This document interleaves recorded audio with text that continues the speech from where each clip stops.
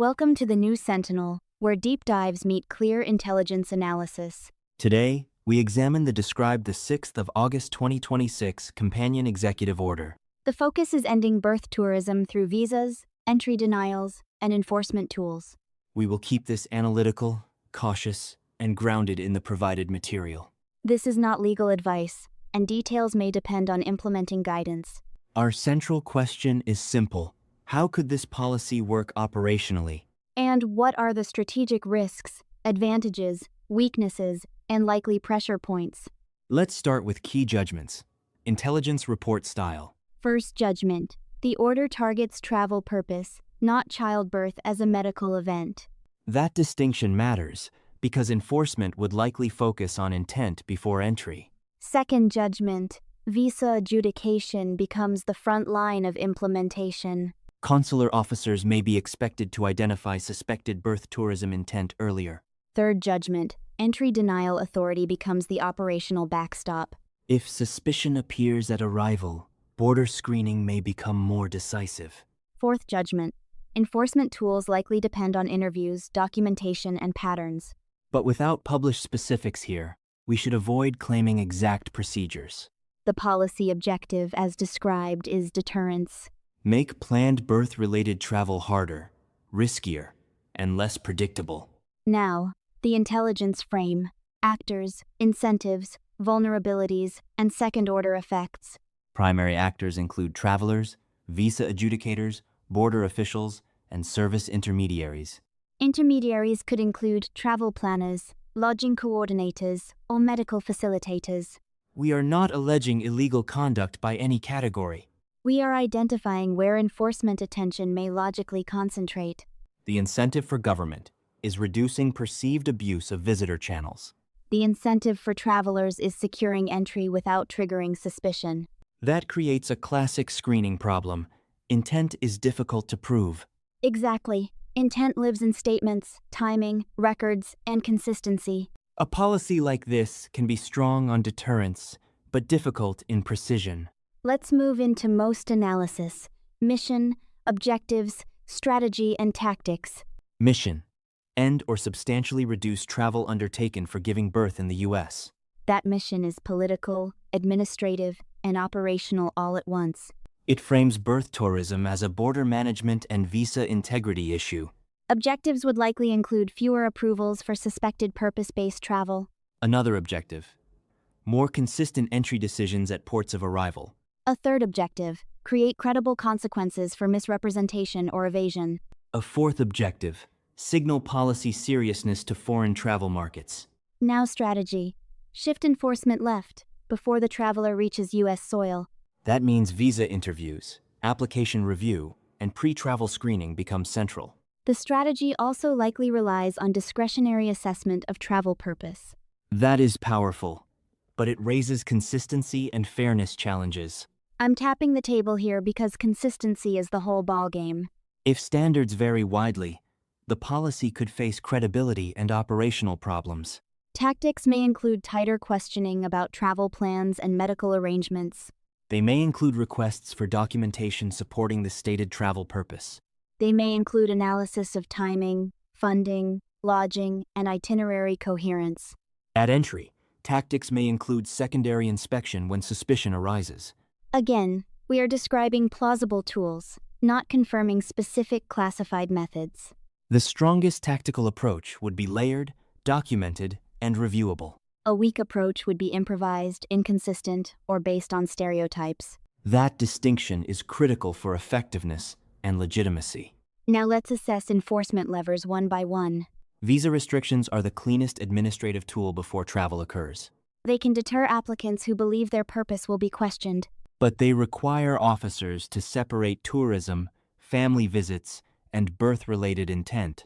That separation may be difficult when travelers provide mixed or incomplete explanations. Entry denials are more immediate and more disruptive. They may prevent the outcome the order is designed to stop. But they can also create humanitarian, diplomatic, and reputational complications. Enforcement tools sit between those poles. They may include record review, referral patterns, interviews, and post-decision documentation.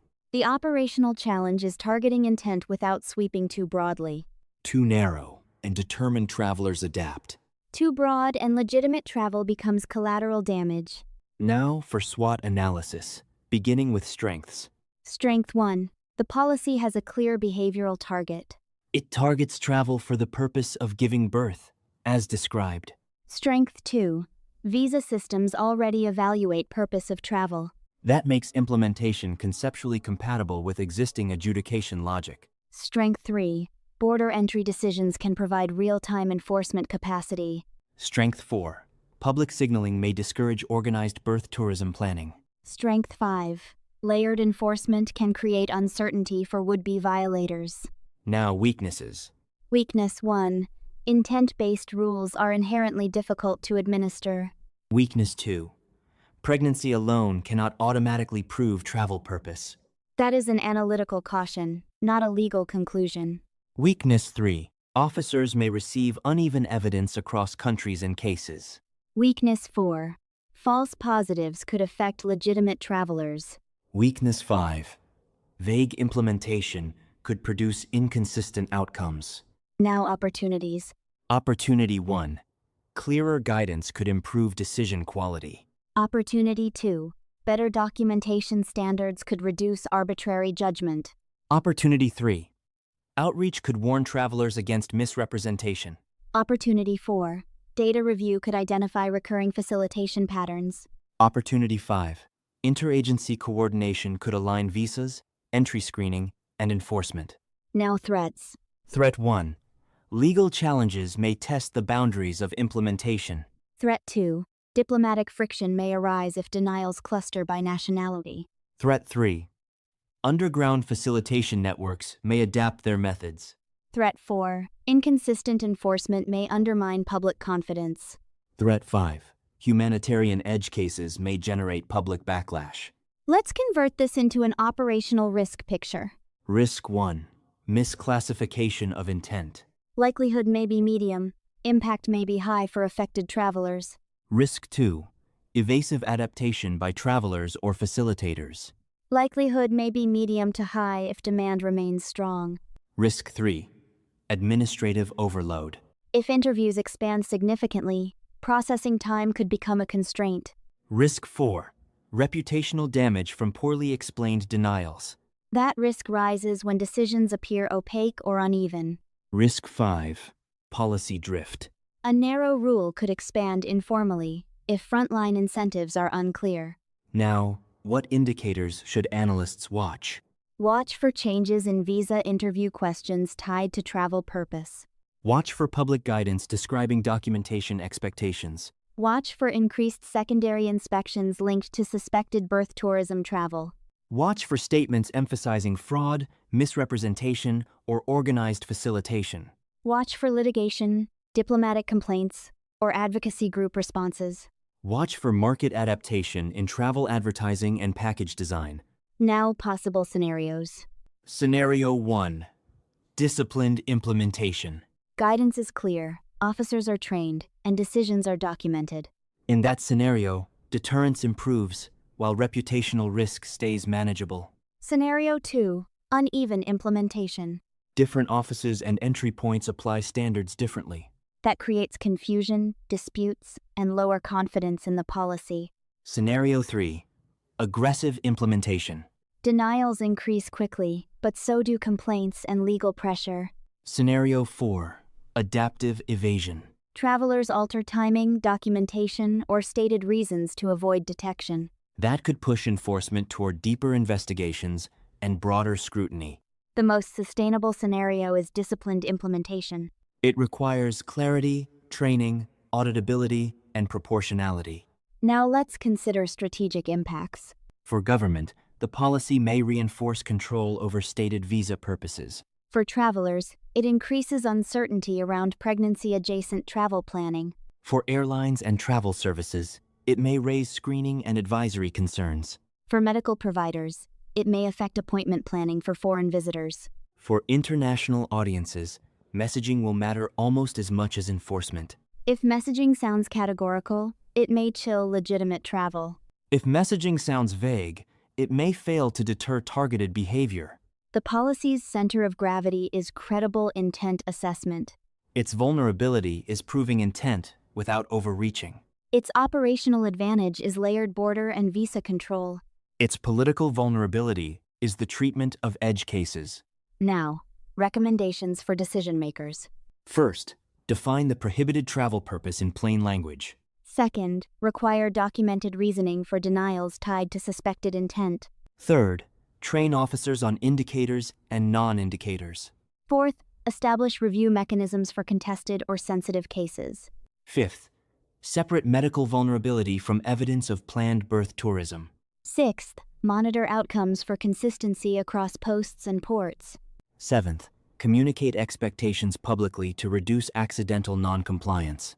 Eighth, focus enforcement on deliberate misrepresentation and organized facilitation. That approach is more defensible than broad suspicion. Now, recommendations for lawful travelers. Be truthful, consistent, and prepared to explain your travel purpose. Avoid relying on rumors or informal assurances. Understand that stated purpose may receive heightened attention under this policy. Seek qualified legal guidance when circumstances are complex. Do not assume that documentation guarantees admission or visa approval. And do not assume that silence removes scrutiny. For analysts, the core intelligence requirement is implementation detail. What exact standards are issued, and how are they applied? Without that, forecasts should remain conditional. Our bottom line, this order is designed as a deterrent architecture. It uses visa restrictions, entry denials, and enforcement pressure together. Its success depends less on rhetoric and more on execution. Clear standards can reduce abuse while limiting collateral harm. Unclear standards can produce confusion, litigation, and reputational blowback. That is the intelligence takeaway. The new Sentinel covers topics from pop culture to military strategy. We aim for comprehensive understanding through analysis, storytelling, and informed discussion. If you value deep dives, tune in, view, subscribe, and comment. And if you are an entrepreneur, we can help advertise your product or service. Thanks for listening to the new Sentinel. Stay informed, stay critical, and we will see you on the next episode.